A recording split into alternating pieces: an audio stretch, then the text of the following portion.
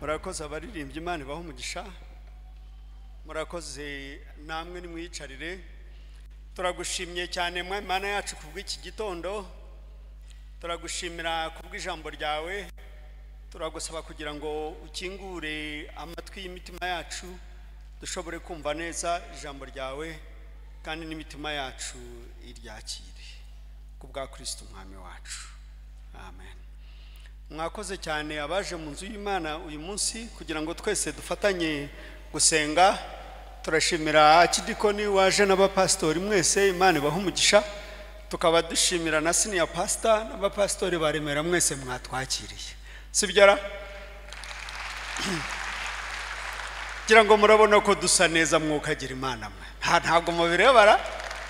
Turabishimira Imana rero turabishimira Imana cyane. Nendaga ko dufata Bibiliya zacu kugira ngo twige ijambo ry'Imana twumve icyo Imana itubwira muri iki gitondo. Noneho ariho abagira n'udukaramu two kugira ngo bandike ibyo birimo kuvugwa kugira ngo nimugera mu rugo muze kubyisomera neza mu byitegereze neza.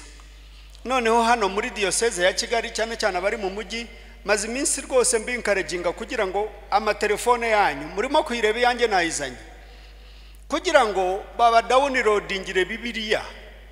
Hasigaye hariho Bibiliya z'ubwoko butandukanye kubera turi mu mujyi.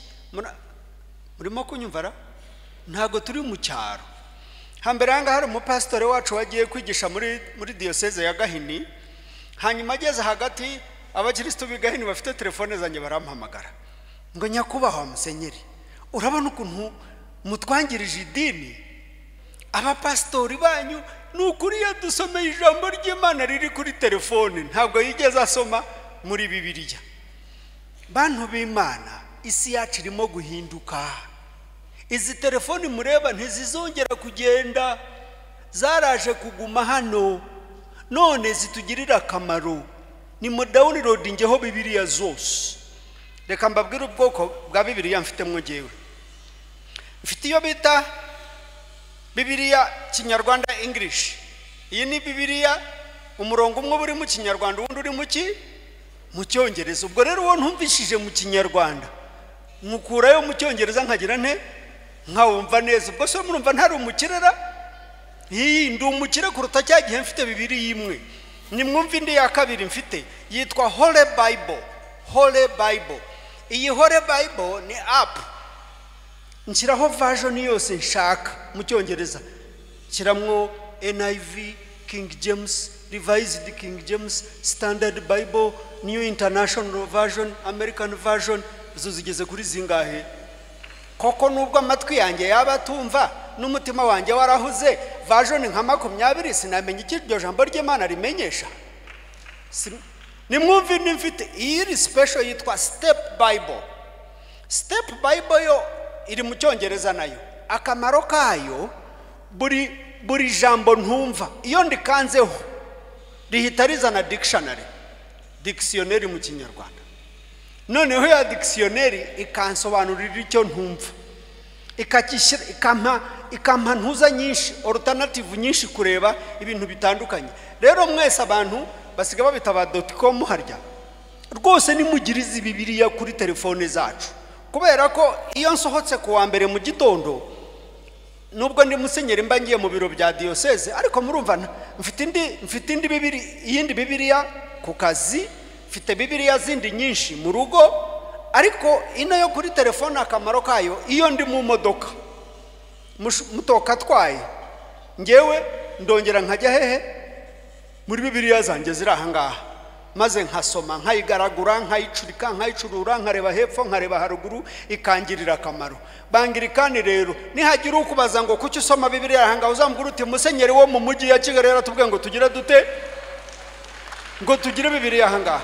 Nimwumva ahubwo ntabwo narangirije aho ngaho, reka mbere cya kandi kantu ndimo kubereka kari muri Bibiliya yanjye. Iki ni igitabo cyamase cy'indirimbo gushimisha Imana n'izagakiza zose ndazitunze muri Bibiliya yanjye ko mutambwira ngo amen. Aha ngaha ndazifite kuri telefone yanjye. ndazifite. Iyo nshaka kuririmba indirimbo zo gushimisha ndi muri Amerika, ndakurura nkagira nte nkaririmba. Noneho rwose ubu ndi umukire mu buryo budasanzwe. Nimwumve rero ubu ngubu cy'Abangilikani tugezeho. Ubu turimo gusubira mu gitabo cyacu cy'amasengesho ngo turebe nacyo ko twakibashyirira online kugira ngo mukigireho access. Nubura kandi ubu ngubu turimo kukirivayizinga, harimo kujyamo ibindi bintu byinshi bitari birimo kugira ngo kigire akamaro cyane. Ni mu basengera barimo kubikora. Turatekereza ko uyu mwaka uzajya gushira nibura mufite n'igitabo cy'amasengesho hehe hano. Uburyo tuzaba turahangaha twajya gusenga, uriya mwana akagikurura akagikubita hariya hejuru, twese tugasenga tukirora. Ubwo si ubuzima bwacu ntibworoshye. Rero ibi bintu ntago ari bibi.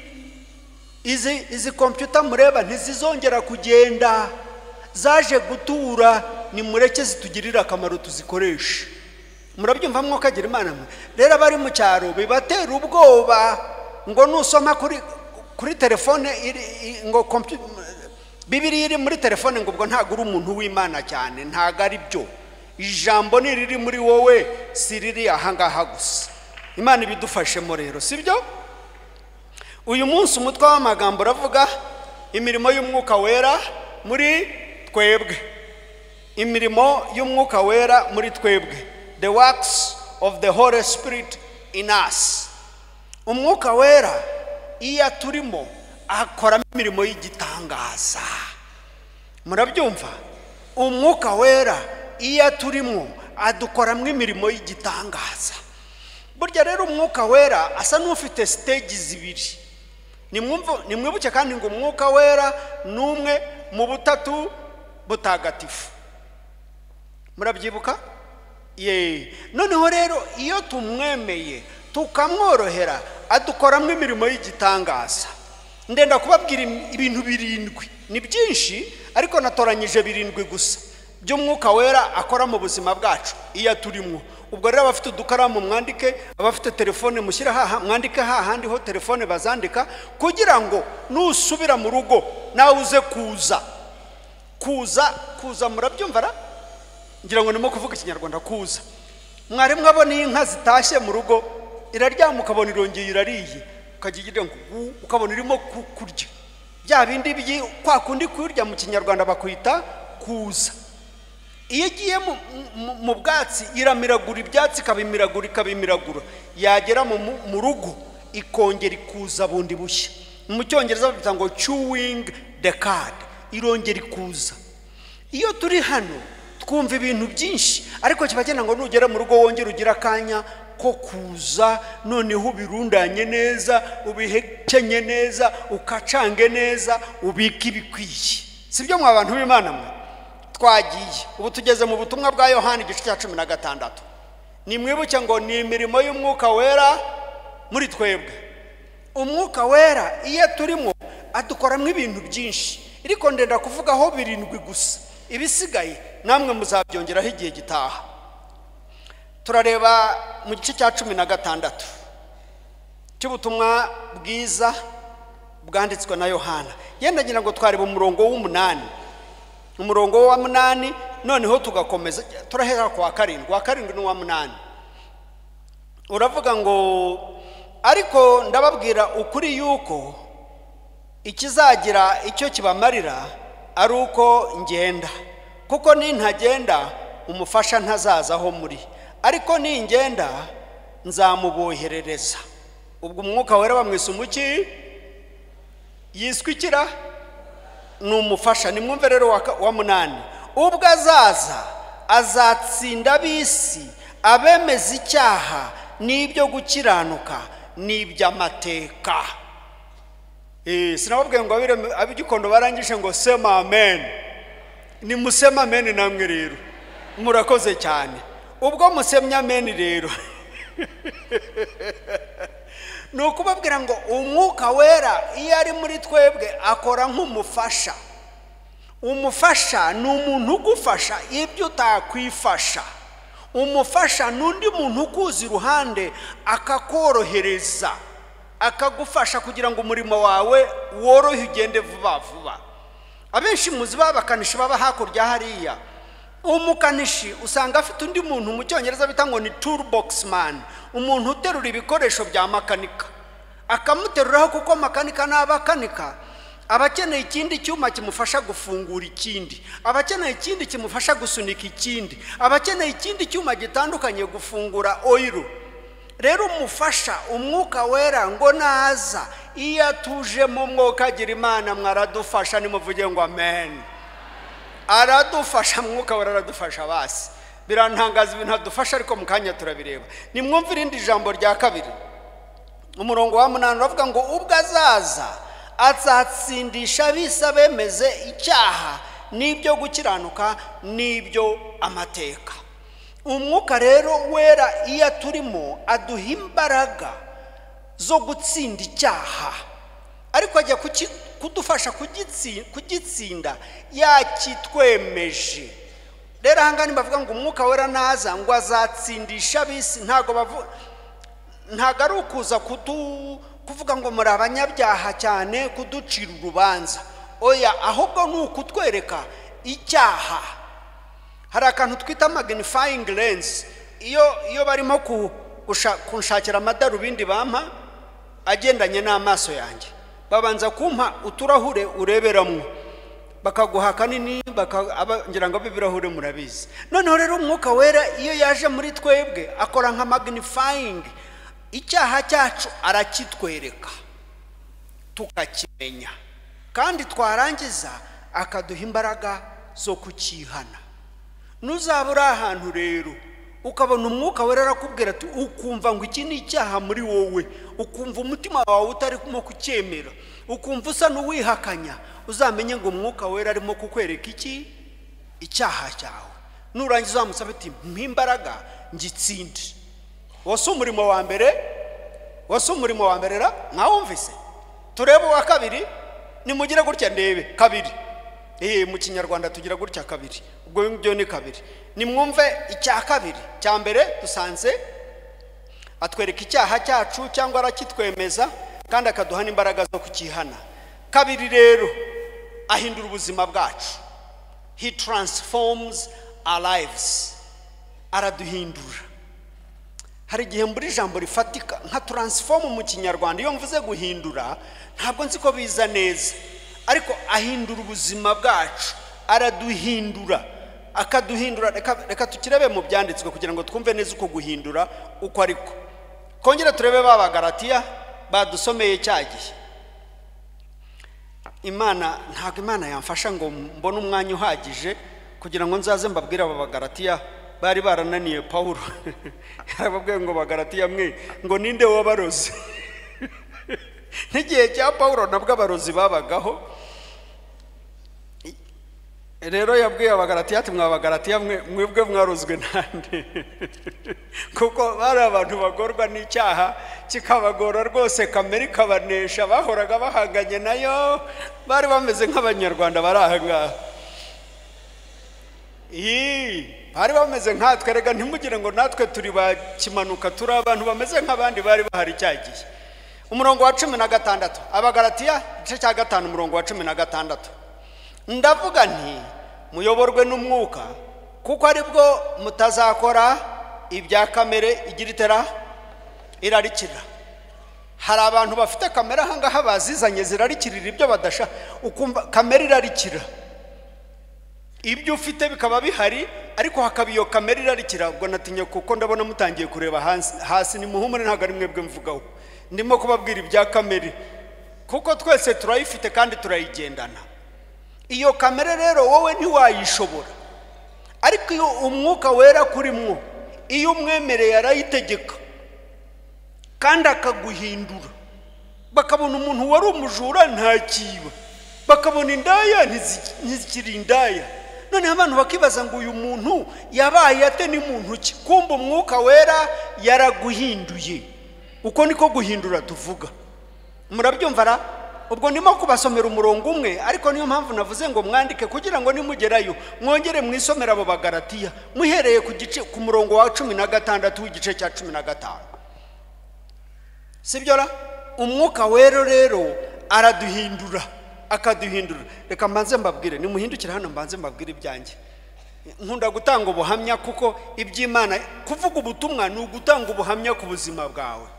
Hari indirimbo twajyaga turimo ngutinde twashone no koche, ntago muzizi izo ndirimbo, indirimbo ntimuzizi, ariko urwo rurimi ruvuga ngo ntabwo nzagira isoni na gato guhamya Yesu wagize ate wabambwe. Jewe ntago bintera isoni n'umunsi n'umwe hagati ya bene wacu nkamwe mwese, kubera ibyo Yesu yankoreye, ukuntu yampinduye. Abo tuvindi mwahangaha barabizi kandi murahari hano. Ariko reka mbabwire kamwe mutazi. Nko muvuga butumwa cyangwa umupastori twagiye twisanga mu mahoteli atandukanye. Noneho najyaga mu hoteli, hari abantu basukura hoteli kandi nkaba nishyuye, kandi nkaba nakoze ibintu byangombwa byose mu hoteli. Urumva niba nishyuye amafaranga, abaza gusukura hoteli barahari. Ubwo rero narazaga no kuruha kose wiriwe uvuga ubutumwa, noneho nkiyambura inkweto imwe nkayita hariya, nkiyambura sogisi imwe gasigara hariya, najya kuryama mu buriri umugeri nkawutera uburingiti bukaba buri nkiriya, kabedi kava kakagiriya, noneho nkaryama. Nabyuka najya gukaraba tawuro siyo yesimwe mu Kinyarwanda, ubwo ni yiheswime ntibamwe, ubwo niswime nyine wa mugani, sibyo? Noneho ukihanagura ukayitaho ubonye, kubera ko abasukura baraza kugira gute, baraza kuza kandi nishyuye. Kubera iyo mpamvu nta mpamvu. Noneho umunsi umwe tuza kujya ahantu kwimika musenyeri ntibuka neza, ndabyuka mu gitondo cya kare, nambara imyenda nyine yo ngomba kwambara inigaragara, hanyuma nanyije mfata ikanzu yanjye, ikanzu nyine ndavuga iyi ngiyi mu mufuka wayo, nyifatira muri uko kuboko nk'uko bigenda mu Bangilikani na Bibiliya yanjye ahangaha, njya gusohoka. Ariko ngiye gusohoka urugi, numva umuntu arambwiye ngo hindukira urebe. Umwuka wera aranavuga, mwari mubizi, aranavuga akakubwira ngo hinduka. Icyo cyari cya kabiri ko umwuka wera akora iki, aduhindura. Numva umuntu arambwiye ngo hindukira urebe.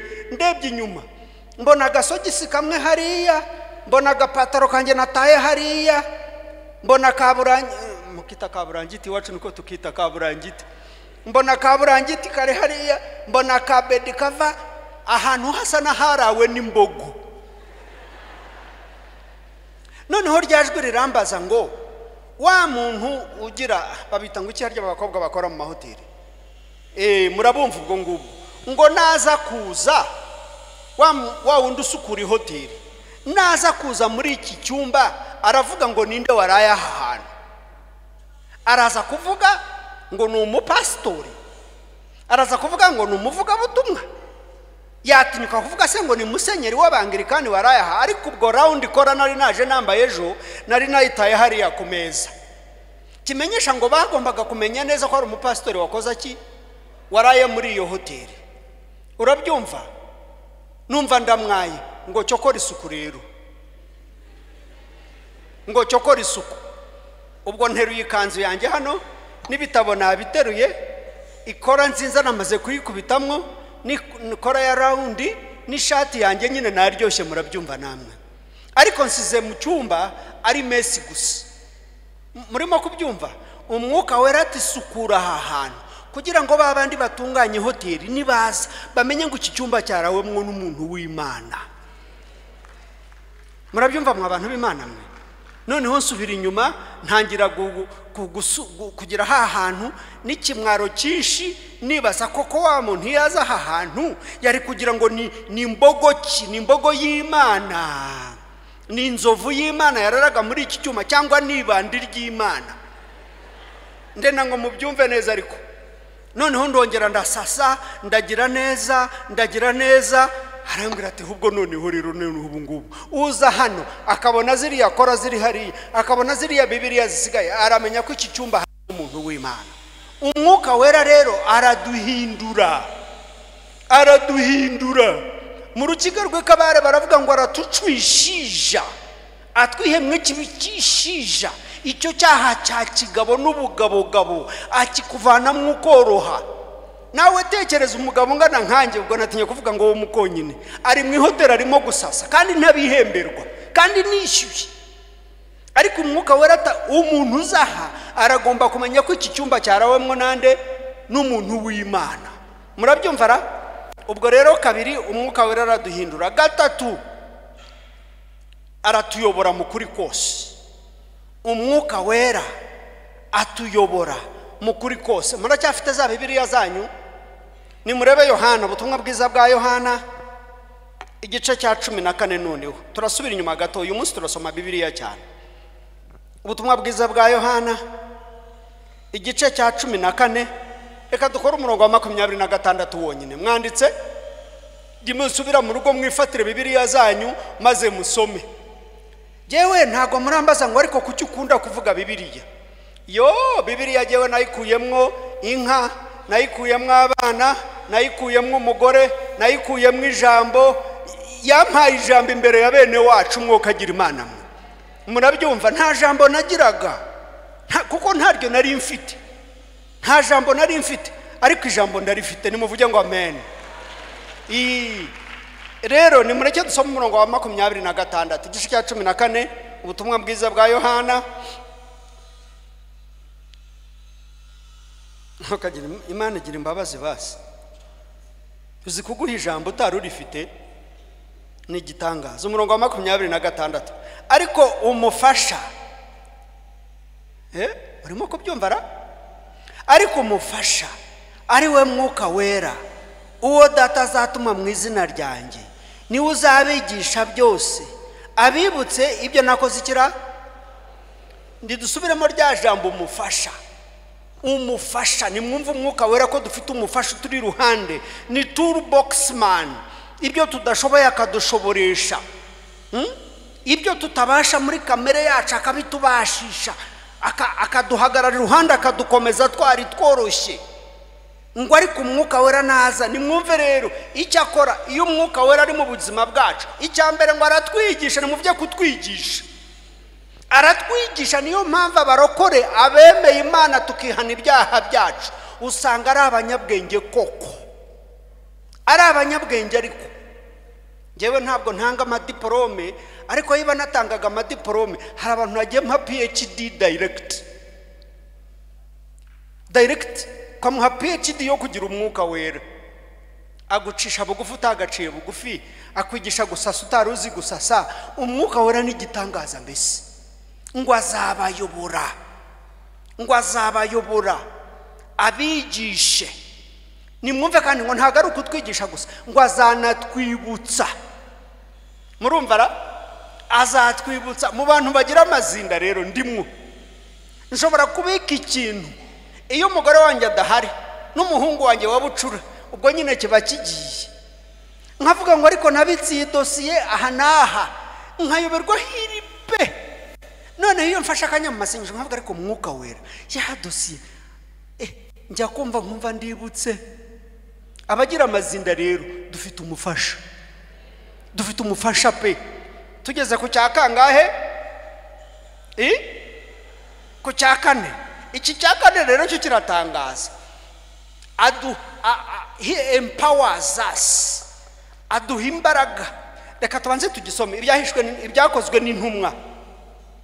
Ibyakozwe n'intumwa igice cya 3 umurongo wa 31. He empowers us.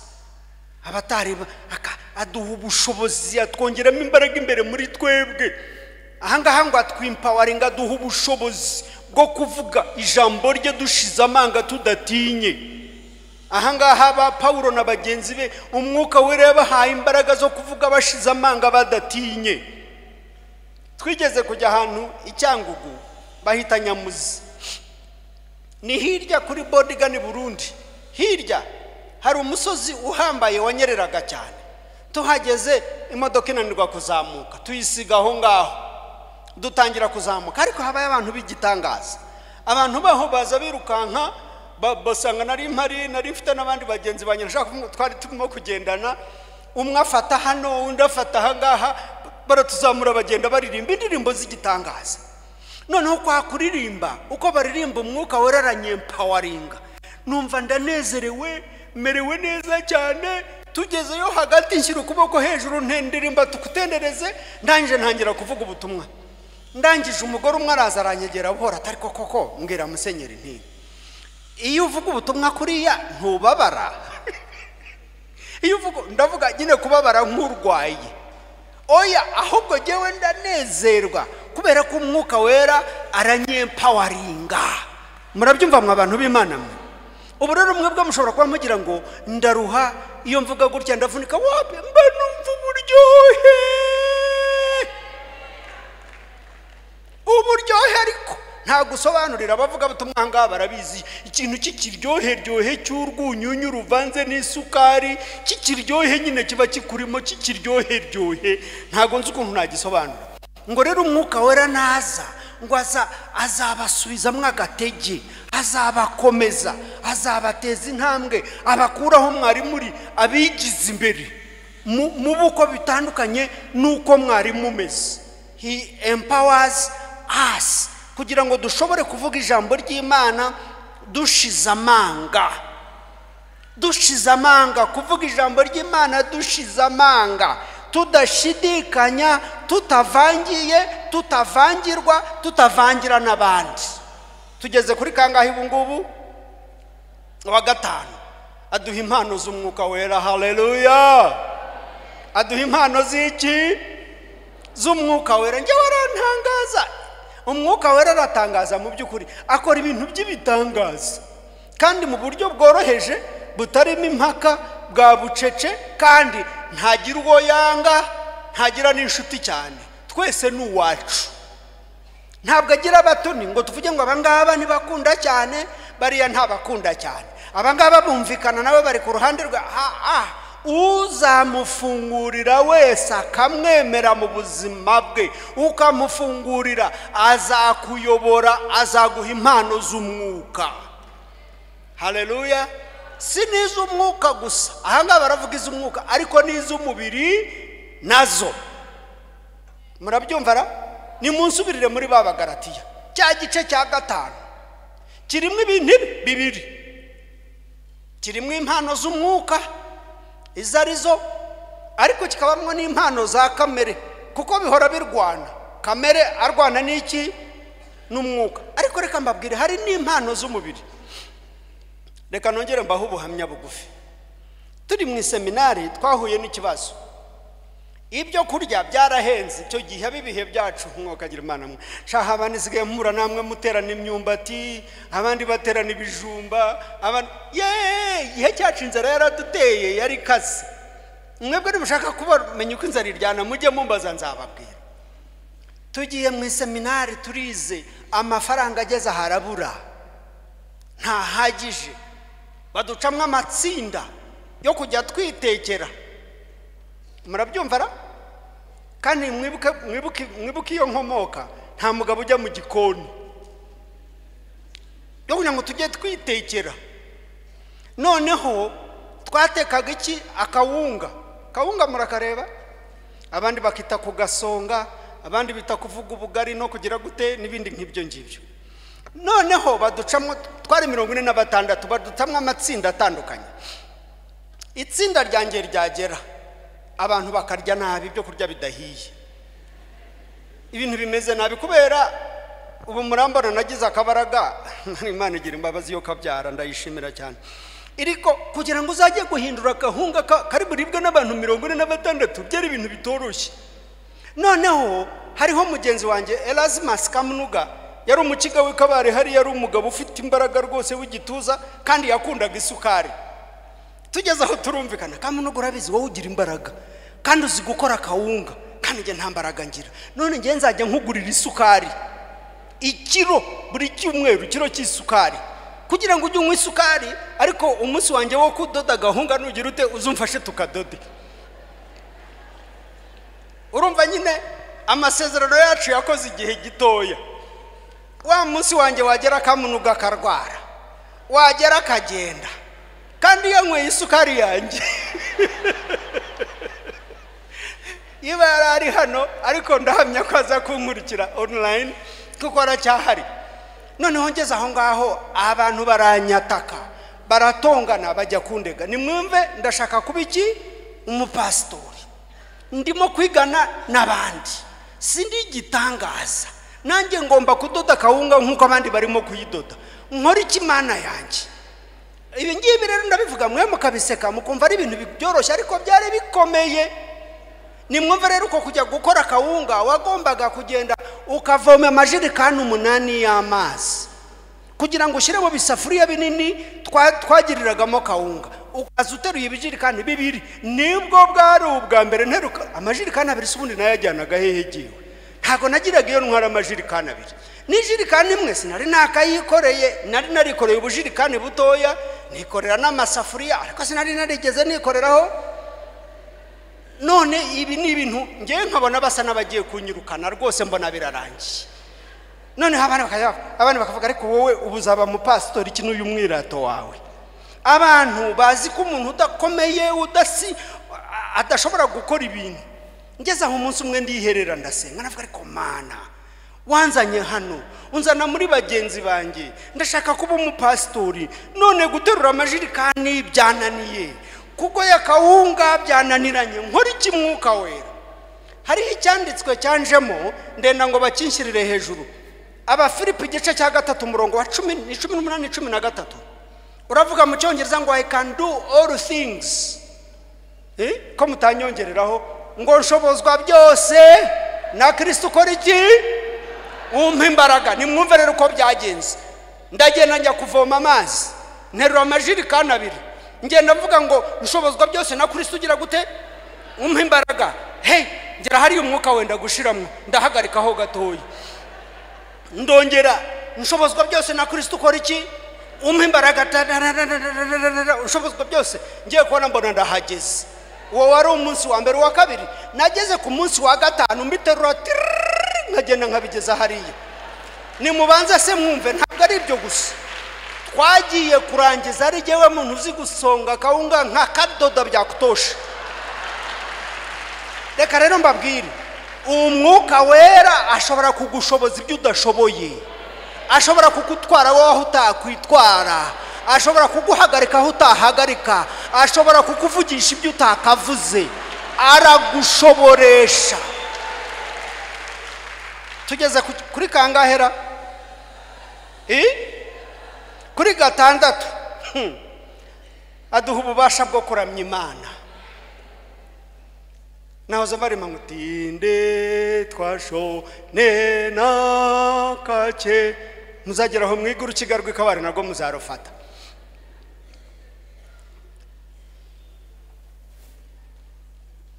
Aduha ububasha, aradushoboza kuramya Imana. Mwahoze mwumva bariya baririmba, bariya abana baririmba ngo mpa amavuta muki. Iriya ndirimbo mwayumvise ukuntu mwayiririmbye, harimo ikintu cy'ikiriri kintu ukagira ngo harimo ikintu cy'ikiriri n'imirindi myinshi. Urya ni Umwuka Wera, aradushoboza. Hari abandi bajya babona nashyize amaboko hejuru.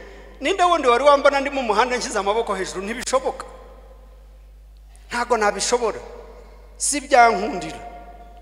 Reka mbabwire ikindi kintu Umwuka Wera yanshoboje. Ndi muto nari hyper active. Hyper sinzi ukuntu umuntu ahita mu Kinyarwanda. N'ubu bike biracyandimo ngira ngo abenshi murabibona, narihutaga cyane, nari mfite ubwira. Hyper active.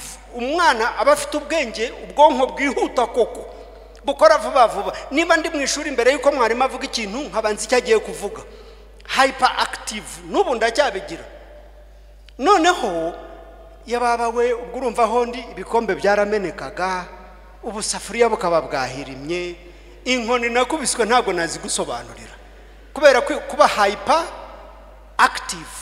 Ubu ngubu iyo bibi iki gihe nari kuba mfite abarimu bangahe? 2, kuko uwo mwana aba afite ubwenge, mwamukuriye kumuha imirimo iri imbere y'imyaka ye, kuko ari hyper active. Ubu ngubu abandi nigeze kujya muri Amerika nsanga umwana nk'uwo nguwo, ababyeyi be bamuha ibinini bya karuma, mu byita karuma, bimukaruma. umwana bagiye kumwicisha imiti ngo ye kuba active koko namwe nimutekereze yo nibutse uko iwacu bangiraga twebwe igihe cyacu wabagufasha akanyana ufatiriye akanyana uri hyper active ufasha akanyana undi muntu arimo gukama ngewe nk'abana maze kugera mu rusengero mu bitekerezo byanjye kare ndimo kuririmba indirimbo bagakura mwinjisha bakagukubita umwana uri hyper active afite impano n'umunyabwenge ari imbere mufashe ariko nimwumva maze gukizwa naravuze mana inkoni zigiye kunyica abantu nabaza nanjye mpagutuza namwe nimurebe koko hari umuntu utuje nkanjye iyi ni impano y'umwuka wera mwuka agira imana iyi ni impano y'umwuka wera rero icyo udashoboye ikigutsinda ikikunesha dufite umufasha ni mwibuke ngo umufasha wacu ni toolboxman afite yindi spana niko bayita mu kinyarwanda yagufasha gufunga ibyafungutse yagufasha guhindura ibishaje ugashyiramo ibishya afite ubundi bushobozi burenze ubwo wowe ufite uwa karindwi aratuyobora basi hariya yo ntabwo nababwiye igice ni igice cya 5 cyo mu Befeso muhere ko 18 mugeze ku 21 ariko nimo kwenda ngo ntatinda nsoreze kuri kino cya 7 ukuntu atuyobora kuko tuyobora muraza kubona mu byakozwe n'intumwa igice cya 16 umurongo wa 6 kugeza kwa 7 uhereye kera kose na mbere y'isezerano rishya abantu b'Imana bayoborwaga n'umwuka wera bagiye bakora ibitangaza birenze ubushobozi bwabo kuko baramwiyambazaga akabafasha muribuka umugani w'umugabo witwa Yosuwa ngo yari mu ntambara arwana agiye kubona umunsi ugiye kwira abona umwijima ugiye kuza atararangiza igihe ngo azamura amaboko yaravuga ati mana ririya zuba nirikora iki nirihagararaho riri ngo izuba rirahagarara ati kandi untabare ngo amabuye hailstones and alpha ayo ni amabuye y'icyongereza ndimo kuyavuga mu cyongereza hailstones ni nk'urubura ngo hatangira kumanuka ibibuye by'urubura murarwibuka urubura binini maze byikubita mu banzi ba Yoshua kikajya kimupima umutwe kikamukubita hariya noneho nibindi bibuye ngo byitwa alpha ni ibibuye bishyushye bya bindi biyenga biba biturutse kuri ntuza kuri volcano ziriya bikaza bikajya mu banzi ba Yoshua ikibuye kivuye mu ijuru gishyushye cyotsa ngo abishwe n'ibibuye nk'ibyo ngo bari bakubye inshuro zingahe abaguye ku nkota ya Yoshua umugoroba ugeze ngo atahana iki intsinzi uwaje ari umunyantege nkeya ariko kuko afite ubundi bufasha buvuye mu ijuru atahana iki intsinzi murabyumva neza hariho akandi gahungu bitaga Yosefu ngo kari gafite ibiroto by'umwuka wera ngo umwuka wera yarakaroteshaga kakabwira ngo kazaba akantu gakomeye nako kakinyara mu isunzu kahagarara imbere y'isi yose akabwira ati ubwo mundeba ngaha ntabwo ndi umuntu usanzwe ndakaze ndakomeye twigeze kubikora ikabare turagenda duhagarara imbere y'isoko rinini dutangira kuvuga ibitumwa byo bitaga street meeting uriya mugore w'umukigakazi sinzi ikintu yampoye nigiye wenyine ngira ngo abonye n'iryama ndogo araza reba yankubise urushyi ruriya ntago murarubona mwebwe mu gihe nkijya kwiyumanga ajya gutya abanyongeye rwa kabiri noneho mu gihe njya kuvuga iwe wanterera ki ngo nge gukara yari afite ikigunira cyo yagurishaga mu ifu ya ntuza ntago ari kawunga imyumbati ngo arakinkubita nimwumve iyo bagukubise ifu nkuko buno buzisho ubu harya ubu intuzo ubu ututwaya two hejuru y'intuzo nitwo twageraga gutya gusa ahandi hose nahindutse umweru urumva byatumye mushiki wanjye yimuka aravuga ati rishyano ntabwo nzatura ahantu ngo nturane nawe nta muntu uzigera undongora